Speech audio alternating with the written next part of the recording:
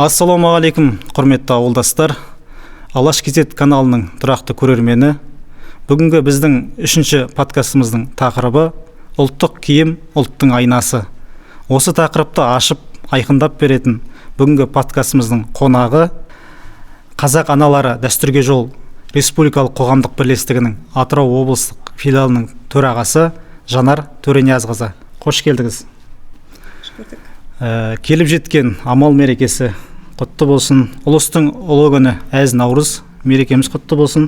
Және де қасиетті Рамазан айындағы қылған құлшылықтарымызды қабыл қылсын. Енді біздер ауылда өзің бола алмасаң да болған ердің атын жек деп осындай подкаст сүруді бастап кеткен болатынбыз. Халыққа сыр сұхбатымен бөлісе алатын өзіңіз секілді тұлғалар қоғамға пайдалы. Енді подкастымыздың дәстүрі бойынша өзіңізді таныстырып кетсеңіз елге. Енді қайырлы күн баршаңызға. Мынау енді ең бірінші айлардың сұлтаны, қасиетті Рамазан айы. Аузымыз берік, керемет оразада. Сонымен қатар біздің өзіміздің қадірлі санаған ұлыстың мерекесін тойлап жатырмыз. Барлық жақсылықтың, игіліктің барлығы бір тоғысқандай. Осы биылғы жыл өте сондай қарқынды белсенді болып жатыр. Енді ауылыма қош келіп жатырмын деп қояйын, өзіме қуанып жатырмын біріншіден. Жаңада бір шарадан шықтым. Одан кейін енді өзімді енді таныстырмасам да көпшілігі біледі деп есептеймін. Бірақ өзім осы Сағыздың, туып өскен Сағызда, осы жерде кіндік қаным тамған, осы жерден дүниеге келіп өсіп өнген, жаңағыдай өмірге қадам басқан, сауатымды ашқан деген сияқты осы Сағыздың түлегімін. Қазіргі күнде енді Атырау өлкесінде, Атырауда еңбек етіп жатырмыз. Жалпы мамандығым бойынша мұғалім, екінші мамандығым бойынша педагог, психолог. Қазіргі уақытта қоғам жанашыры ретінде көпшілігі таниды мені. Өйткені енді әр адамның өзінің бір тақырыбы ма, өзінің бір қалай бағыты ма деген сияқты ғой, миссиясы деп айтайық. Әртүрлі қоғамға жанашырлығы болады. Ал енді өзімді айта кететін болсам, мені көпшілігі осы соңғы жылдарда осы 3-ші жылға кетіп бара жатыр. Мені көбі ұлттық киімді насихаттағаным үшін, қазақылықты дәріптегенім үшін, осы салтымызды сақтағанымыз үшін көпшілігі танып жатыр. Жалпы негізгіде мақсатымыз осы болатын. Алаңсыз бала тәрбиесі жөніндегі, бала дамыту жолында еңбектеніп жүрген кезде, осы мынау пандемия деп айтамыз ғой, сол жылдары 20-шы жылы ғой, 20-шы жылда өте әрдайым айтам, мен сол кезде менде өзгеріс болды. Адам айтады ғой, өмірге 2 рет келеді деп айтады. Екіншісі жаңағы өзіңді таныған мезгілде деп. Мен өзімді 20-шы жылдан бастап дүниеге келгендей алып санаймын өзімді. Өйткені мен өзімнің кім екенімді білдім, мен өзімнің қырларымды аштым. Мынау оңашада өзіңмен өзің қалу, мынау 40 күн ең алғашқы пандемиядағы өзімізбен өзіміз қалған кезде өзіңді тереңнен білу, өзіңнің қай жерден қате кеткенің, қай жердегі осал тұсың, қай жердегі сенің өзіңді тануың, қай жерде қалай бұл өмірдегі сенің келгендегі бұл өмірге миссиям қандай деген сияқты тереңнен зерделеу арқасында өзімді өзім бір қайта түлегендей болып 20-шы жылы сондай бір менде бет-тұрыс болды. Одан кейін бір жылдан кейін 21-ші жылы өзім осы Алланың жолында 45 өзіме айттым, 45 жасыма келгеннен кейін мен рухани жолға қарай бағыттап өзімді жаңағыдай 5 уақыт намазға келуді өзіме алдыма мақсат қойғам. Сөйтіп бұрын осы оразада ауыз бекітеміз ғой, енді Алла разылығы үшін, сонда айтатынмын, 45 жасыма дейін келсем, 45 жасымда намаз бастаймын деп. Сөйтіп 45 жасымда намазға келдім. Одан кейін енді намаздың тәртібі, оның жаңағы талабы бөлек. Өйткені оны соған түсесің ғой, енді оны алып дұрыс алып жүру үшін де ең бірінші өзіңді тәрбиелеу керексің. Сондықтан менің киім үлгілерім де өзгере бастады. Енді киім үлгілерім өзгерген кезде мен бұрыннан сымбаттылықты жақсы көремін. Бұрыннан әдемілікті бағалаймын, эстетикаға жақын адаммын. Бұрыннан үйлестіріп кигенді, ұнайтын, өзіме ұнамды басқа адамның пікірі маған басқа адамның пікіріне тәуелді адам емеспін мен өзіме ұнайтын жаңағы киімдерді іздейтін болдым. Мен көп уақыт алып негізінде сабылып жүріп іздейтін адамның қатарында емеспін. Мен көрем бір затты, сол нәрсені өзімдікі екенін білемін, иә. Сондай адам өзіне қажетті нәрсені білу керек деп айтады ғой. Сөйтіп әдемі көйлегімді ұзын және сонымен қатар мынау заманның да қазіргі образындағы кимешек тәріздес бас киімді киіп сөйтіп жүрдім. Және өзім бала тәрбиесінде айналысып жүрдім, орталығымыз болды бала дамыту. Сөйтіп бір наурыз мерекесінде 22-де наурыз айында осындай Орал қаласына бір қонаққа шақырдық. Сол кезде сол менің қалпыммен, сол менің болмысыммен, менің сөйлеген сөзіммен бір керемет бір дәстүрлі әнші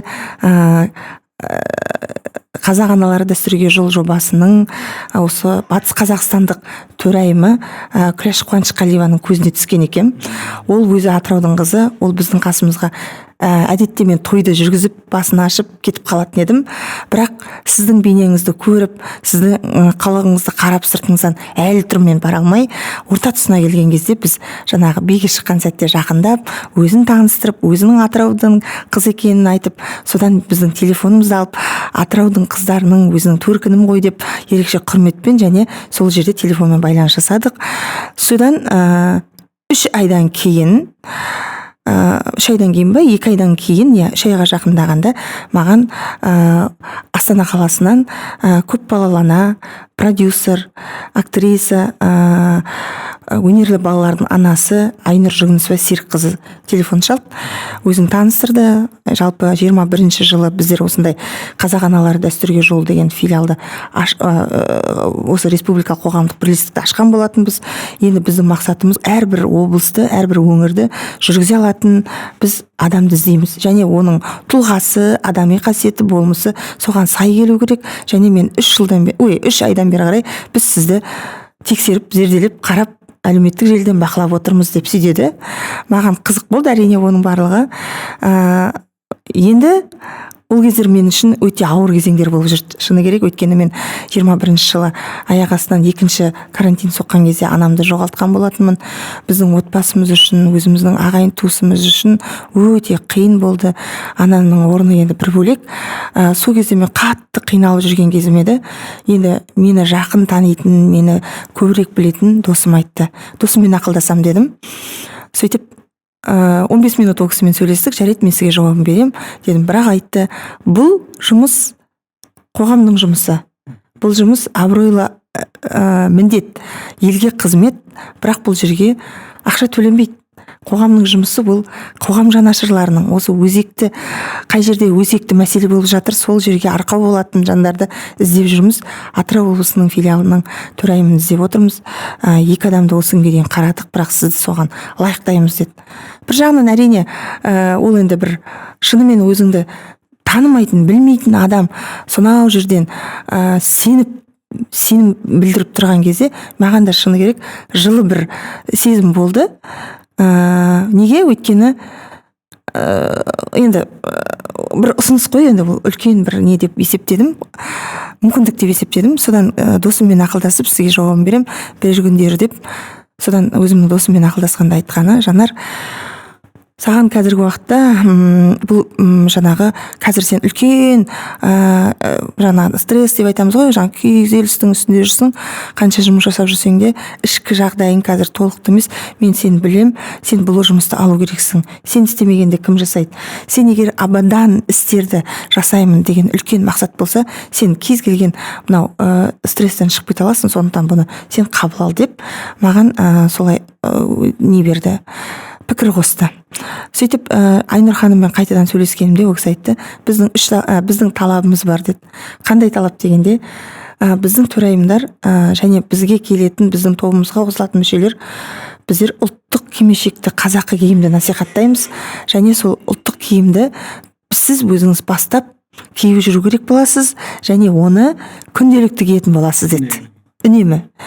Сөйтіп кимешек деген кезде мен таң қалдым. Неге? Өйткені кимешекті біздер қоғамда осыған дейін біздерде осындай ассоциация қалыптасқан ғой. Кимешекті тек қана әжелер киетін, үлкен кейуаналар киетін деген. Сол кезде мен сұрақ қойдым, қалайша бұл мен деген әлі жаспын, кимешек киюге маған ерте емес пе дегенді айтты. Бұл кимешектің үзіліп қалған сәті.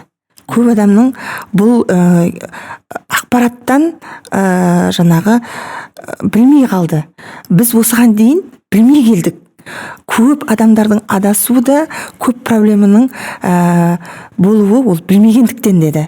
Сол егерде біз білген болсақ, біз ондай нәрсені жасамаған болар едік деді. Мен ойландым. Мен үшін бірақ кимешектің орны, кимешектің дәрежесі биік етін. Сол 20-шы жылдары анашым ол кезде бар, екеуміз дүкен аралап жүріп, бір кимешекті көріп, мен соны киіп инстаграмға пост шығарған екем. Осындай бір кимешек киетін абыз ананың келбетін, образын сомдайтын, сондай бір дәрежеге жеткізсін деген инстаграмға салған екем. Сонда мен сұрағаным, мен әлі жаспын ғой дегенде, бір баласы бар келіншекке ұлығылап кигізген кимешек, ол кез келген адамның басына тұрмайды. Кимешек киелі, кимешек басты таңдайды деді. Басты таңдайды деді. Содан мен таң қалдым, сосын мен не істедім, оны зерттедім, тарихты оқыдым, зерделедім, топтың ішіне кірдік, сабақтардан өттік. Сөйтіп мен бір өзімнің тағы бір белеске көтерілетіндігімді осы кимешек ұлттық киім арқылы бір жақсының болатынын мен түсіндім, ұғындым. Сөйтіп енді кимешек кигеннен кейін бұрынғы гардероб, яғни киім үлгісінің барлығы қалады. Оған сай киім кию керек. Ол киімді кигенден кейін сол киімге сай әрекет етуің керексің. Сенің сөзің, іс-әрекетің бәрі соған сай болу керек болғаннан кейін мен ойлана келе тәуекел түбі не дейді ғой жаңағы жел қайық дейді. Сондықтан мен тәуекел еттім. Неге? Енді кім осы құндылықты кім жалғастырады менен басқа? Осыған дейінгі біздің аналарымыз, үлкендеріміз кеңестік дәуірде болып, кеңестік дәуірдің тәрбиесін алды. 1926 жылда бұл Наурыз мерекесін діни мереке деп тоқтап тастаған ғой. Сонан бері қарай көпшіліктің қыспақ болған, қазақылықты жаңағыдай үзу, яғни көп қыспақтың салдарынан кеңестік дәуірге келе бастағанда көп нәрсені ұмыт қалдырған, иә. Енді бұл мен үшін үлкен бір салмақты, мағыналы, мәнді бір жауапты іс болғаннан кейін мен оны айтып қана қоймай, енді оны мен жаңа айттым ғой, білгеннен кейін, білгеннен соң амал етейік, амал жасайық деп. Сол сөйтіп кимешекке келдім, барлық киім үлгісін ауыстырдым, және мені осы кимешекке келгеннен кейін менің енді дәрежем одан арта бастады. Абыройым көтерілді.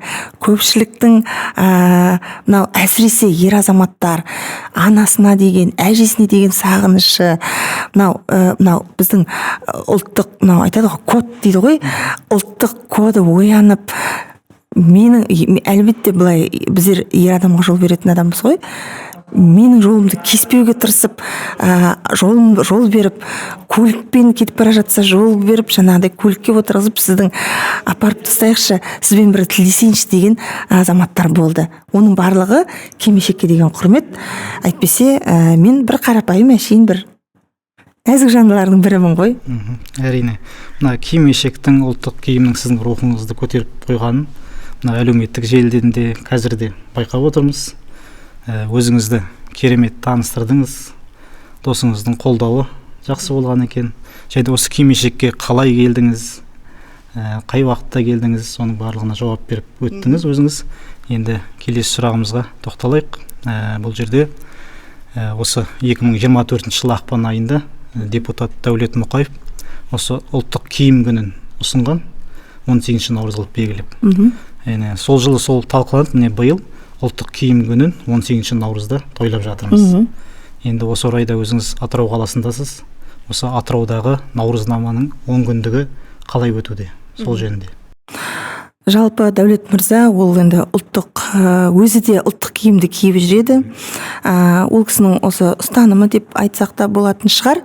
Бірақ бұл біздің Атырау өлкесінде 22 жылы 1 маусымда қалалық әкімдіктің бастамасымен біздің Атырау өлкесінде 1000-ға жуық ұлттық киімдер шеруі болып кеткен, басталып кеткен. Мүмкін Дәулет мырзаның сол әлеуметтік желіде енді өте белсенді ғой. Мүмкін сондай бір жақсы бір бастаманың болып жатқанын одан әрі қарай үлкен биліктің құлағына жеткізгісі келген шығар. Онда да жыл сайын Наурызнама болып жүр ғой, соңғы жылдары 10 күндікке 18 осы наурызда. Былтыр да біздер Алмагүл мөлтек ауданындағы үлкен мейрамханада жаңағыдай осы ұлттық киімдер шеруін жасадық. Ал биылғы жылы Наурызнамада 13 наурызда мен 6 қанаттық ағаштан жасалған киіз үйді Исатай Махамбет алаңында қала әкімдігінің қолдауымен, рұқсатымен осы Наурызнаманың 10 күндігінде 10 күн бойына осы шараларды өткіземін деп, осы ең әуелі Алланың разылығы үшін, одан кейін өзімнің қазаққа деген жаңағы құрметім үшін, Атырау халқына деген өзімнің сүйіспеншілігім үшін осы үлкен міндетті арқаладым. Өйткені мен осы 2 жылдан бері қарай ағаштан жасалған киіз үйге қолым жетпей жүрген еді. Менің мақсатым осы біз айтады ғой, адамның дамуы мына 5 сезім мүшелерінен тұрады дейді. Адам есту арқылы, көру арқылы, иіс сезу арқылы, дәм сезу арқылы, сипап сезу арқылы адам көрген нәрсесін ол мәңгіге жадысына сақтайды. Біздің мына өскелең ұрпақ несімен іргетасын қалап жатырмыз? Біз оларды болашаққа қалай тәрбиелеп жатырмыз? Ал әлде жаңағы білімменен мектептің көлеміндегі жаңағы білім ордасындағы тәрбиемен шектеліп жатырмыз ба? Әлде біз қоғамда тағы қандай үлесімізді қосамыз?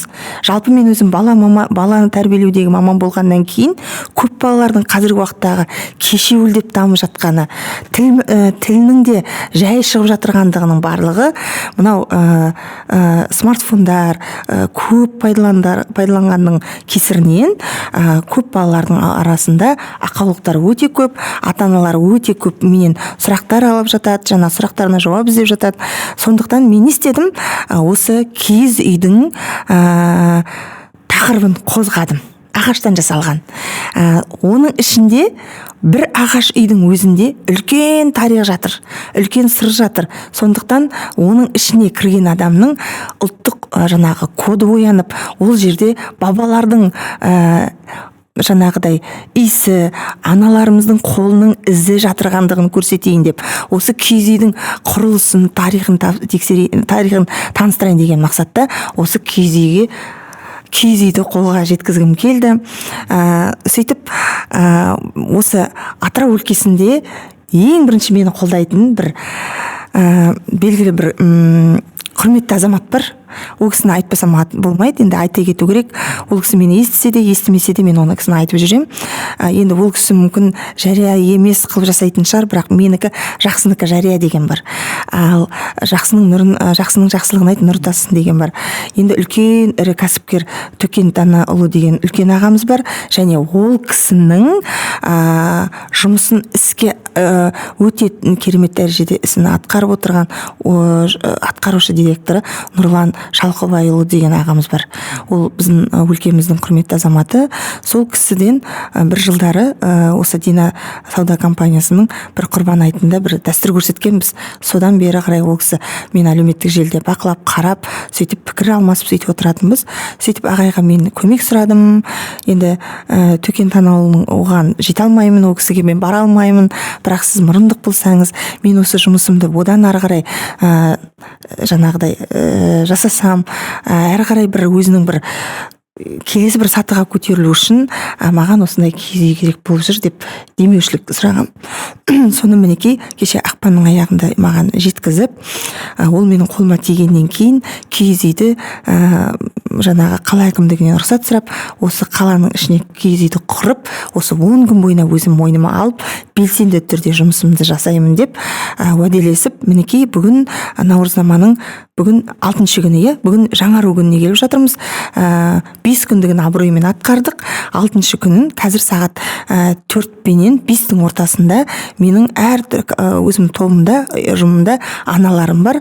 Аналарым бірінен бір өткен, шебер, жаңағы өте этнографтар, өздерін дамытып жүргендер, экологтар, барлығы кимешекпен жүретін аналар. Заманауи қазақтың образын, қазақ анасының образын қалыптастырып жүрген аналар, бірінен бір өтетін, би десе билейтін, ән айт десе ән айтатын, сондай тобымда аналарым бар.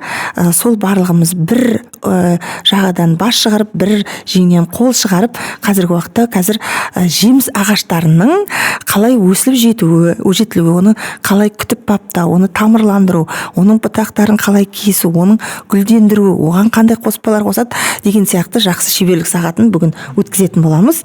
Әрі қарайда 23-не дейінгі жұмыстарымыз жалғасын табады. Сіздің әңгімеңізден сіз ұлттық кодқа келгелі өзі барлығы сәтімен жүріп жатқанын байқап отырмыз. Енді келесі сұрағымыз, кезінде қазақ елінің елдігін көтеру үшін алаш көсемі Әлихан өзінің айналасындағы Ахмет Байтұрсыновқа тілдің жайын, әліппенің жайын, Мағжан Жұмабаевқа педагогиканы, Жүсіпбек Аймауытовқа психологияны, сейдәзімге құқықтың, заңның жайын тапсырған. Ол кісілер өзіне міндеттелген міндеттің бәрін абыроймен мойын арқалап өткізген. Одан кейін Өзбекәлі Жәнібеков секілді азаматтарымыз Шәмші Қалдаяқовты, Мұхтар Шаханов, Төлеген Айбергеновті үшеуінің басын қосып, өзі қаржыландырып отырып, Қазақстанның әр өңірлерін аралатып, әр өңірдің гимніне айналатындай әсем ән қалдырған. Ол әндер қазір бар. Арқалықтың ақ таңы, Ақерке, Ақжайық, Қарқаралы деген сияқты. Енді осы орайда облыс көлемінде ұлттық нақышты киімді насихаттап жүрген біз сіздерді танимыз. Осы сіздің ұжымды ауылдарға, аудандарға, мектептерге болсын жиі сіздерді жолдап, сол орайда сіздерді қолдап отырған облыста білікті басшылар бар ма? Жауапты. Әлде барлығы өздеріңіздің тікелей өз қаражаттарыңызға келіп түсе ме? Қалай болады? Сол жөнінде айтсаңыз. Бұл басшыларға қатысты болып тұр, әңгіме. Жалпы бұл салада осы ұлттық құндылықтың, осы біздің ұлттық киімді насихаттауда, ұлтқа жанашыр ретінде, басшылардың ретінде мен өзім Атырау қалалық әкімнің орынбасары Нұржан Мақсотұлын айта аламын. Ол кісі осы ұлтқа жанашыр, сондай бір қолдайтын сондай азамат ретінде ол кісіні айта аламын. Ал енді жаңағы сіз айтып отырғандай, осы біздің ауданымыз, менің де негізгі арманым осы 7 ауданымызды бару келу, сол жерлердегі өткізетін шараларды өткізу, аудандардың ар жағында қаншама округтар жатыр, солардың барлығына баруды, оны жаңа көлікпен қамтамасыз ететін басшылардың дәл қазіргі уақытта маған кездесіп жатқан жоқ.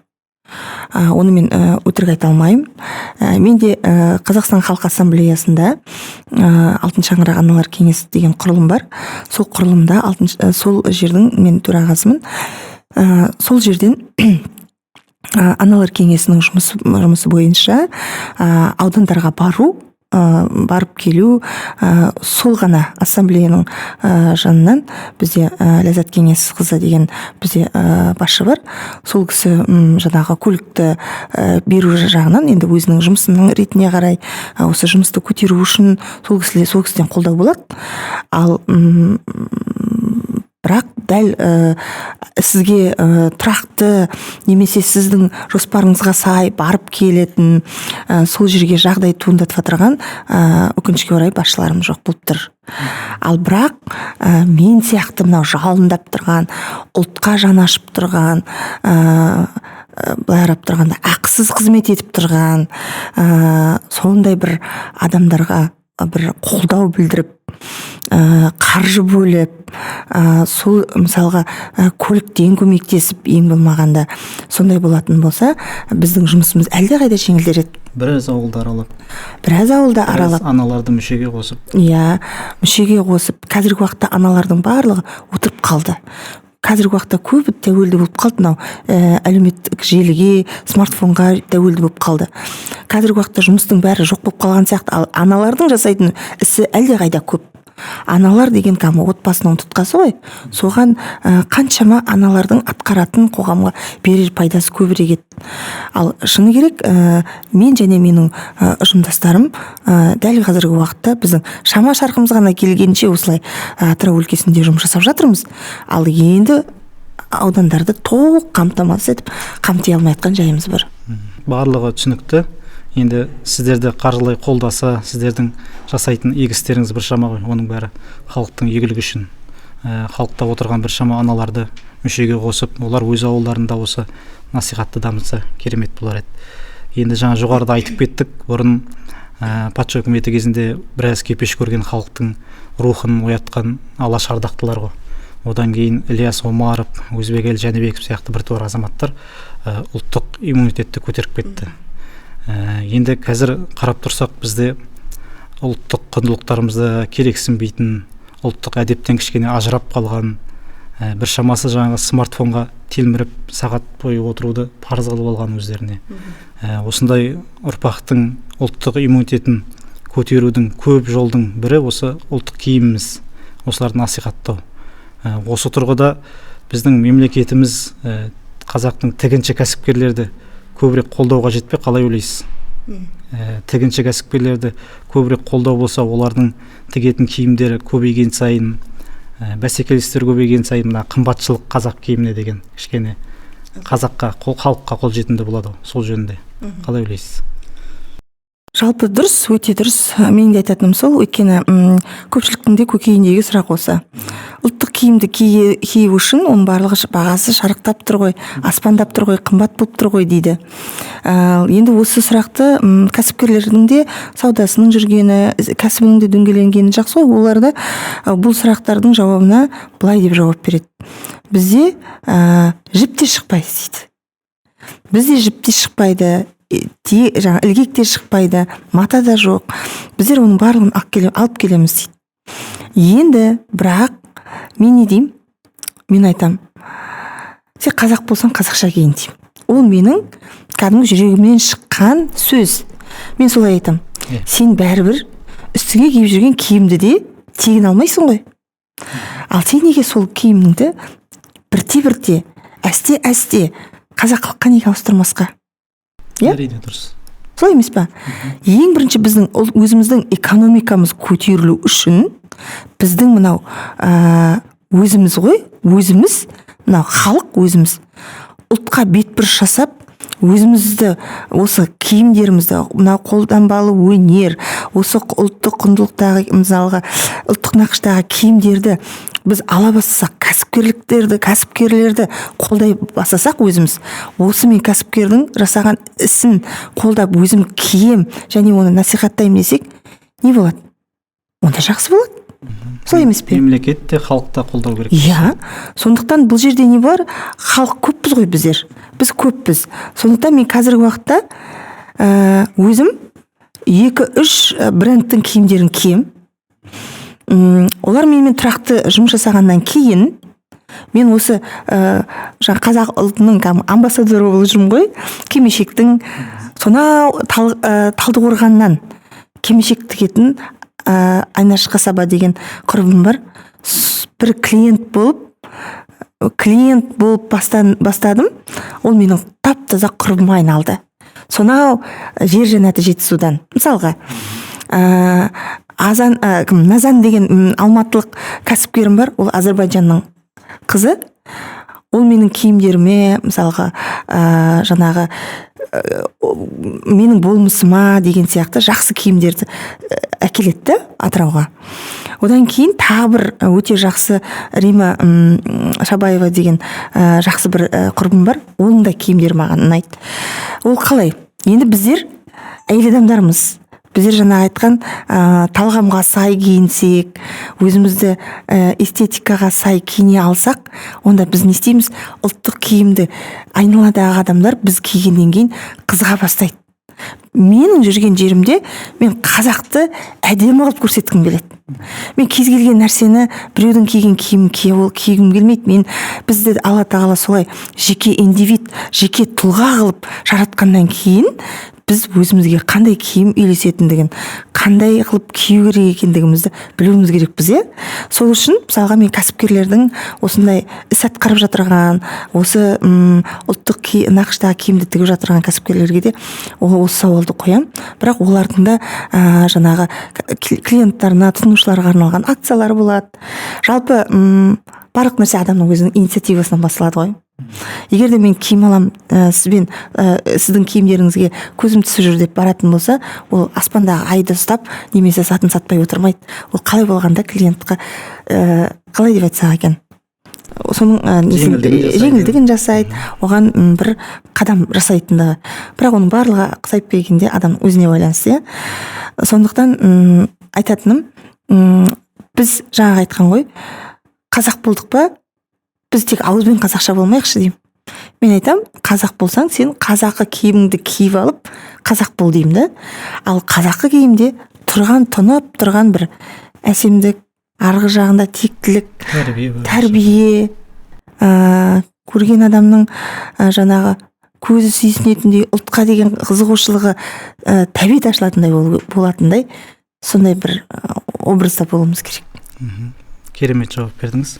Апа, енді жаңа айтып жатырсыз, 45 жасымда осы діннің жолына түстім, осындай досыммен сырласып, жаңағыдай қиын кезеңде осындай ұйымнан қолдау көріп, сондай бәрін өзі сәтімен салып қойған екен. Енді осы жерде бізде мынадай мәселе бар, діни киіммен әйел адамның біздің ұлттық дәстүрде өзіміздің киіміміз жаңадан бері айтып жатырсыз. Осы екеуін байланыстырып бір осы жөнінде қысқаша өз ойыңызды айтып жіберсеңіз. Иә, енді біздің қазақ о бастан діннен ажырамаған ғой. Дінін ұстай отырып, қазақы сән салтанатымен әдемі ғұмыр кешкен. Қанша қиын қыстау болса да, қиыншылықтың барлығын еңсерген, мінекей қазір егемендігімізді алып, тәуелсіздігіміздің тұғырында тұрмыз. Енді осы мәселе қазіргі уақытта көп деген маған сұрақтар қойылады. Жалпы мына орамал мәселесі ғой. Жалпы енді орамал, кимешек деген ол бізге Алладан парыз болған. Яғни біз әйел адамымыздың әуретін жабу, яғни бүркену, яғни хиджаб деген сөздердің мағынасы бүркену деп айтылады. Кимешек деген сөзде соған саят. Кимешек деген киіну, яғни омырауды жабу, баланың жаңа айттым, арқадан салқын тимеске, сөз тимеске, арқасын жабу үшін суағары болады. Оның енді бір кимешектің құрылымын бір кезде айтып беремін. Енді мен кимешекті неге кимешекті көбірек ұсынып, кимешекті насихаттаймын? Өйткені кимешекте мән тұр, қазақы мән бар ол жерде. Өйткені кимешектің әсемдігі бар. Кимешекте осы кимешекті кию арқылы менің кім екенімді білуге болады. Мынау кимешекті кию арқылы жаңағы айттым ғой, қарқарасы бар бәйбішенің кимешегі, жас келіннің кимешегі, одан кейін жаңағы орта жастағы келген кимешектер киген.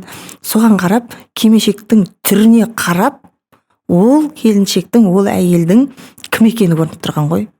Және оның ер азаматы бар ма, оның ер азаматы жоқ па, ол да кимешек сөйлеп тұрған. Қазақ сөйлемеген ғой бір-біріне. Өзінің ұстап тұтқан дүниесімен, киген киісімен, жүрген жүрісімен бір-бірімен түсінсе берген. Болды. Заттардың тұрған орныменен. Сол үшін орамал, ол орамал. Бәрімізге жалпылама, оның негізі орамал. Бірақ біздің қазақтың жаңа айтып отыр ғой, бай мәдениетіне сай, қазақтың даналығына, қадір қасиетіне сай, ол киген киімді әсем қылып киюге киген. жаңағы айттым ғой, манағы әсерленіп мынандай кестеленіп киген кимешектің ол өзінің азаматына, өзінің жарына арнаған. Ал ері оқыстан өмірден өсіп кетіп жесір деген атақ алып жататын болса, мынау кимешекті теріс қаратып, өрнегін сыртына қаратып, ақ жақ болдым. Мен тек қана енді қазір ақ жақты болдым. Менің әсемдігім енді ешкімге де керек емес. Мен енді ешкім үшін әдеміленбеймін деген тек қана мен балалардың ғана анасымын деген ақ кимешек киген. Соны кимешегін көріп тұрып келген адам бұл үйге кіруге бола ма, болмай ма білген ғой. Көрдіңіз, иә? Ал енді әмеңгерлік деген болады, қазақтың дәстүрі көп қой. Қыздың 40 шырағы бар, қыздың 40 жаны бар, қыздың әйел 40 шырақ деп жатады. Яғни ол әрі қарай да өмірін жалғастыруға мүмкін інісіне ма, мүмкін қайнағасына ма деген сияқты осы ұрпақтардың арасындағы бір-бірімен бала жетіліп өсіп өніп кету үшін жаңағы жесірін жылатпаған, жетіміне қамқор болған еліміз ғой, біз қазақпыз. Соның барлығын тең ұстана білген. Сондықтан мен кимешекті әрдайым қазақ әйелі болсаң, қазақ анасы болсаң, сен кимешек киюге тиіссің деп мен әрдайым айтып жүремін. Керемет, мына қоғамның ой пікірінде жүрген сауалға өте жақсы жауап бердіңіз. Рахмет. Соңғы сұрағымызға тоқталайық. Мына қазақтың ұлттық киімдері көшпелі өмір салтымен табиғи ортаға бейімделген және өте сәнді деп жатамыз. Бірақ бұның сәнінен бұрын, бұл сәнімен қатар біздің қазақ киімінің халықтың әлеуметтік құрылымы мен мәдениет көрсететінін жалпы халыққа ұғындыру үшін өзіңіз қандай ұсыныстар едіңіз? Ойыңызда жүрген, көп жерде айтылмай қалып жүрген бір осыған сай насихаттауға байланысты ұсыныстарыңыз болса, сол жөнінде айтып кетіңіз. Енді жаңағы барлығы кимешектен басталды ғой. Жалпы кимешек киген кезде жаңағы айттым, бір баласы бар, келінге, оның ішіндегі жақсы келінге тәжі ретінде кигізген. Ауылдың жаңағы аналары, абыздары жиналып, абысын ажындары жиналып, бір балалы болғаннан кейін келіннің сандығына анасы салып жіберген кейбір жерлерде барған жері кигізген деп айтады, иә. Қазіргі уақытта кимешекті мен енді зерделеп киіп жүргеннен кейін көп адамдардың сұрағына жауап берген кезде менің тұшымды сұрақ болу үшін мен зерделеймін. Сонда айтатын тарихта солай екен. Бұл келін бізде мынау қазіргі қоғамдағыдай ене мен келіннің арасында қақтығыс ол кездерде болмаған. Олар мынау көрпенің қалай жиналғанына дейін, кірген адам қамшының қалай ілініп қандай болып тұрғанына дейін, немесе жаңағы сырттағы кіргеннен босағада ілініп тұрған ақ орамал бар ма жоқ па, соның бәрін сырттан ақ көрген ғой, киіз үйдің сыртынан. Сондай тәртіп, сондай адалдық, сондай ар намыс біздің қазақтың бойында болған тектілік, сол бізде жоғалып кетіп отыр ғой. Соған біздер қайтадан сол қазығымызға қайтадан баратын болсақ, біздің өзімізді тану, біздің қазақылығымызды қайтадан жалғану қазығымызға енді ешқашанда кеш болмайды деп есептеймін. Жаңағы сұрағыңа қайта келетін болсақ, жаңағы ауысып кетіп жатырмын. Кимешектің келінге сен барған жеріңде көгеріп көктегейсің, сол әулетті өсіргейсің, сол әулеттің ұрпағын жалғағайсың. Сонда сен мына кимешекті киюге саған нәсіп болсын деп анасы сандығының түбіне салады екен. Енді келін 1 жылдан кейін аяқ ауырлай ма, 2 жылдан кейін ба, ақ алғысты болды деген екен. Сөйтіп келіннің жаңағы бала болып босанғаннан кейін, егер де келін жақсы келін болса, өзінің жаңағы дәрежесіндей болса, оны ұлығылап жіберіп, әдемі ағайын туманың алдында дәрежесін көтеріп кимешек кигізетін болған.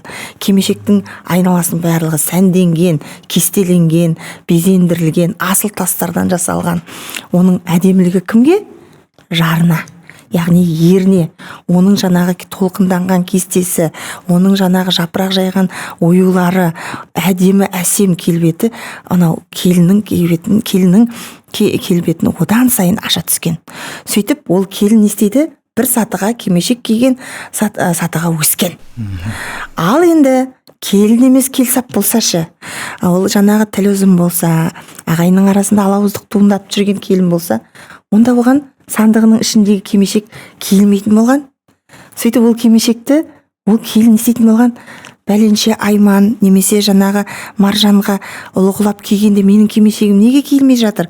Яғни менің бұл жерде бір ағаттығым бар. Мен сол кимешекке лайықты болмағаннан кейін, мен сондай ұлығылануға лайықты болмай жатқаннан кейін менің кимешегім киілмей жатыр деп келін істейтін болған. Өзін істейтін болған. Болды. Міне қазақтың тәрбиесі, қазақтың құндылығы. Көріңіз.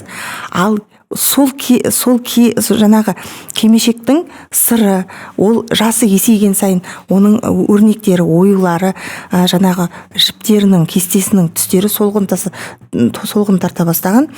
Бір баладан кейін, екінші баланы босанғаннан кейін жаңағы кимешектің үстіне күндік байлаған. Кейбір жерлерде айтады, күндіктің метрі 26 метрға дейін болады. Өйткені біз күндікше өмір сүреміз деген.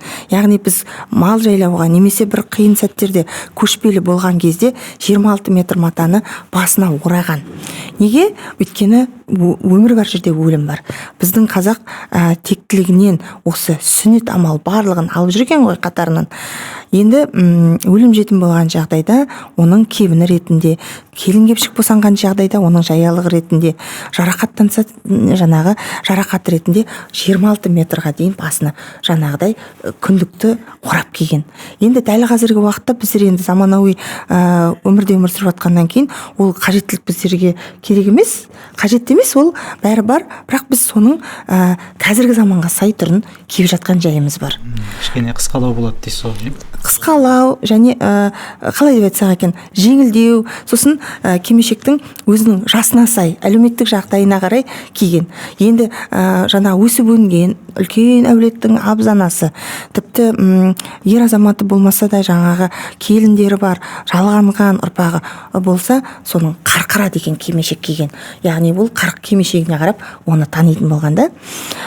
Сөйтіп жаңағы кимешектің айтатын, енді ол туралы мен көбірек біліп жүрмін деп айтайын, ізденіп жүрмін, сондықтан айтатын әңгімем бұл мүмкін бір подкастқа оған бір арнайы бір подкаст керек шығар. Сондықтан менің айтарым, бұл барлығы өзімізден басталатындығы. Біз тереңнен ойласақ, біз өзіміз жанымызды түсінетін болсақ, біз кімбіз бұл өмірге, біз кім болып келдік бұл дүниеге, біз қазақ болып, Алла тағала бізді қазақ қылып шыр етіп дүниеге әкелгеннен кейін қазақтың ұрпағы ретінде біздің осы миссиямыз, осы біздің бір қоғамға бір кірпіш, бір қоғамның бір кетігіне бір тетік болайықшы деген азаматтар мен азаматшалар көп болсын деп тілек арнаймын. Жалпы сондықтан ұлтқа жанашырлар, елге жанашырлар көп болсын. Осы қазаққа болып жатқан, қазаққа тілеп жатқан жақсылықтардың барлығы осы бір қасиетті айда, наурызнамада орындала берсін. Еліміздің амандығын тілеймін. Әрбір отбасының, шаңырақтың шаттығын тілеймін. Осы еліміз, жаңа айтып отырмын ғой, банада жаңа жерде айтып отырмын, барлық өлкелерден сағызымның озық жаңағы басқа елдерден, басқа жерлерден аты озық болса екен деген тілегім бар. Рахмет шақырғандарыңызға. Яғни мен сізді түсіндім. Сіздің ұсынысыңыз сонда әр отбасы өзінен бастау керек. Қызына деген, жаңа келінге деген. Керемет. Енді сіздің осындай біздің ауылымыздағы подкастымызға арнайы келіп қонақ болғаныңызға көптен көп алғыс білдіреміз.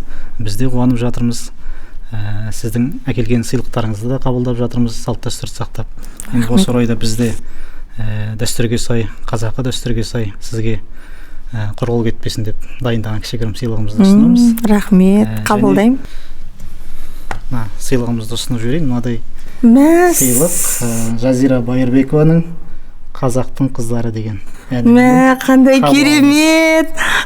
Ойламаған жерден кәдімгідей қуантып жатырсыздар. Саған. Мынау неменен де QR кодпенен сканерлеп Тамаша, рахмет. Қайдан тауып алғансыздар?